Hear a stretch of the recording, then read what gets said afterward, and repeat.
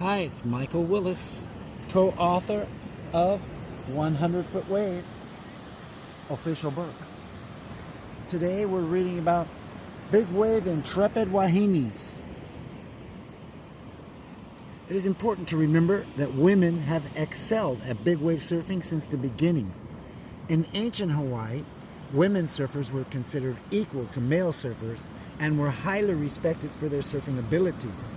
In fact, surfing was a popular sport among both men and women in ancient Hawaii, and it was not uncommon for women to surf alongside men. Oh, look. There's Bonsai Betty. Photo Shirley Rogers. 100 Foot Wave, official book.